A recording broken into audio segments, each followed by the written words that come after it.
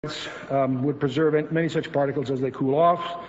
And of course, the solar wind has the ability to carry organic debris from Earth to the planet Mars, because of course it is downwind. All these are conjectures, but the real point is the conjectures that NASA is going to are pretty wild. Now, there are a few examples of meteorites discovered on Earth which match the composition of rocks on Mars. It's believed that these rocks were ejected to escape velocity by a large impact on Mars and find themselves to Earth and captured by its gravity. And many scientists believe that's possible. Whether it is or not, who knows, but there are competent people that believe that that's reasonable. And especially since Mars does bear all kinds of evidence of impacts. But this idea of one being 13,000 years in age is another whole issue. See, of the assumptions we're dealing with, the first assumption that's involved is claiming that this is evidence of life on Mars. Well, it assumes that the rock, first of all, is from Mars. Its composition makes this a possibility, but it cannot be proven to be Mars. And it's not impossible the object was ejected from Earth and then went to Mars and then came back. But you stop and say, well, that's kind of, for the same rock to go through 3 trips is a little, shaky. Secondly, there is an assumption that when the object left Mars, the organic compounds and fossil structures were present inside. This also cannot be proven, but it's a possibility. It's also possible, as evolutionists have acknowledged, that a rock could be ejected from the Earth long ago by large impact, orbit the Sun for some years, and then be captured by Mars. Again, multiple hops for the same rock is a little shaky.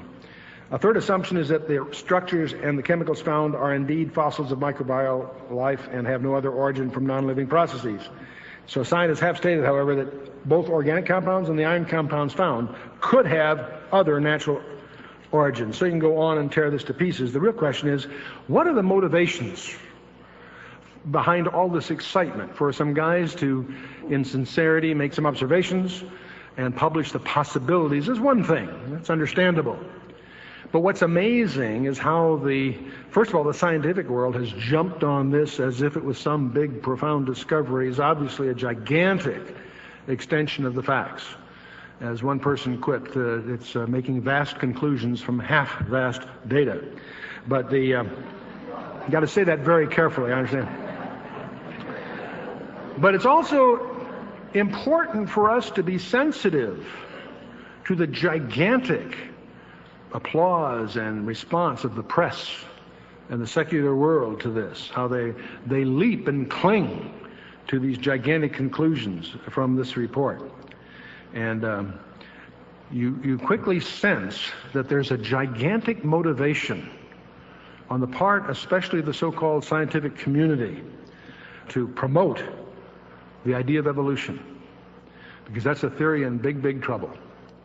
It's a theory that underlies our entire society, our vocabulary, and almost every field of endeavor, not just cosmology, but everything in our philosophical life derives from that. And there's a gigantic perceived need to promote this and to convince that life didn't evolve here on the Earth. You know what's so strange is even if you grant that life evolved elsewhere and was transplanted here, which is a popular theme, don't believe it's true, but even if you grant that, it doesn't solve their problem. It still evolved in their mind, and it has to have a beginning. The discoveries in all fields of science in the 20th century demonstrate that there was a beginning, that time is a physical property, it had a beginning, the great singularity, etc. Now, this whole quest by NASA and Carl Sagan and all these SETI guys, Search for Extraterrestrial Intelligence, are seeking this issue. Well, we are not alone in the universe. You always see that quip, we are not alone. I've got news for him. We never have been. We've never been alone in the universe, because we were created not by accident, but by an incredibly skillful God. And he went through a lot of trouble. The intricacies of our universe and the most incredible intricacies of our own existence are staggering. And the problem is he did it for a purpose. He didn't do this as a casual venture. He has a purpose. He's communicated with us. We have in our hands 66 books written by 40 guys over thousands of years that are an integrated message that you can prove had its origin from outside the dimension of time altogether. But you see, that's scary to them, because if there's a God that created us, then that God has a purpose in us. And that God has a purpose in us, then that implies responsibility to something. And that's frightening to some.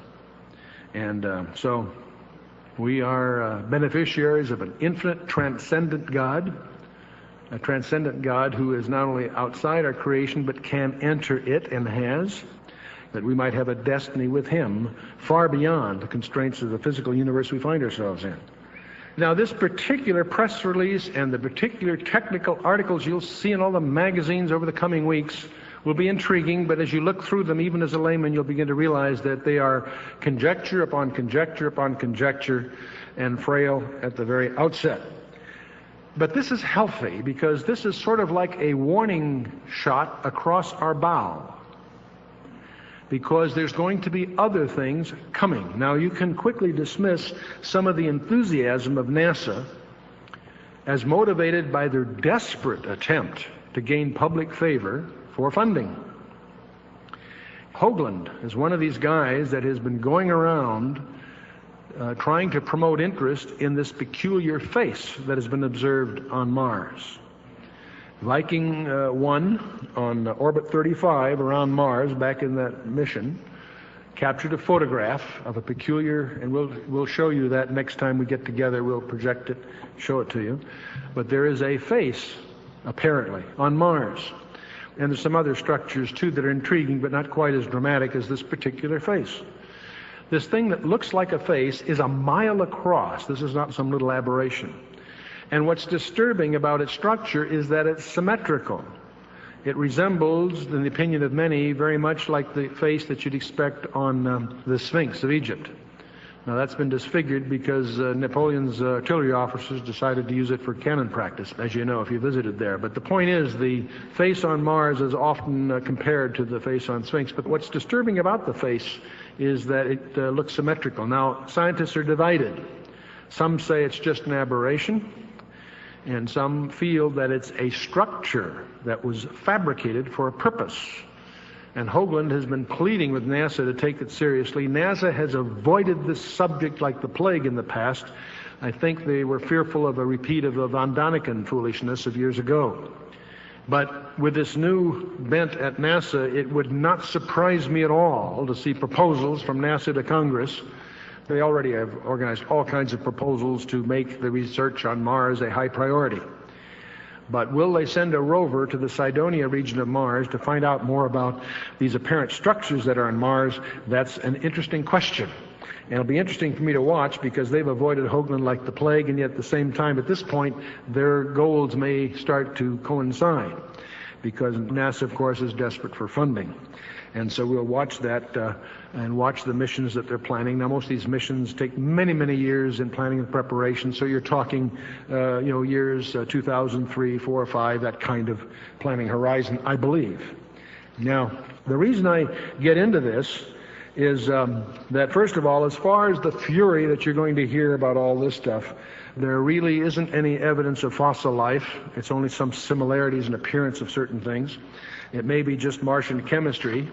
If it does turn out to be fossil life, it could easily have been contaminated by the Earth, either prior or during the re-entry, what have you. Those arguments will go on. It's also very likely, or possible, I should say, that it's not a rock from Mars at all. It just happens to have some similarities, because after all, it is a meteorite and subject to a lot of abuse in the past. The whole idea that the evidence that's Martian is based on the amount of argon and these gases in it. And that also requires us to presume that the amount of argon in Mars's atmosphere has not changed over the last 3 billion years, which in itself is unlikely and tends to undermine the proposed evidences. And furthermore, especially since there's all this volcanism and other catastrophic impacts on Mars throughout the visible years. So the real point is, expect, not from this, but don't be surprised if scientists over the coming months or years announce that they've discovered life in space. And they may find situations that are not as specious as this one. One of the more fascinating series we've done here on 6640, Mysteries of the Planet Mars, looking at the implications of science and space and the universe and the scriptures and scriptural history, as a matter of fact. Chuck will be back with a closing thought in just a minute. Mysteries of the Planet Mars, the unedited version, is available as a 2-tape set right from Koinonia House, complete with study notes which elaborate much of these elaborate things, which Chuck elaborates here on the program. And they're available at 1-800-K-HOUSE-1, 1-800-546-8731. That's 1-800-KHOUSE and the number 1. Our website on the World Wide Web, khouse.org. You'll find this program, 6640, and our daily news program, the Missler Report, archived there for your listening pleasure at your time and option, and that's khouse.org. You can also subscribe for our e-news briefing, which is a free weekly internet mail briefing that comes to you at no charge. Chuck, I love astronomy. Just love this whole time. It's fun, and we're going to would preserve many such particles as they cool off. And, of course, the solar wind has the ability to carry organic debris from Earth to the planet Mars because, of course, it is downwind. All these are conjectures, but the real point is the conjectures that NASA is going to are pretty wild. Now, there are a few examples of meteorites discovered on Earth which match the composition of rocks on Mars. It's believed that these rocks were ejected to escape velocity by a large impact on Mars and find themselves to Earth and captured by its gravity. And many scientists believe that's possible, and then went to Mars and then came back. But you stop and say, well, that's kind of, for the same rock to go through 3 trips is a little, shaky. Secondly, there is an assumption that when the object left Mars, the organic compounds in fossils, whether it is or not, who knows, but there are competent people that believe that that's reasonable. And especially since Mars does bear all kinds of evidence of impacts. But this idea of one being 13,000 years in age is another whole issue. See, of the assumptions we're dealing with, the first assumption that's involved is claiming that this is evidence of life on Mars. Well, it assumes that the rock, first of all, is from Mars. Its composition makes this a possibility, but it cannot be proven to be Mars, and it's not impossible the object was ejected from Earth.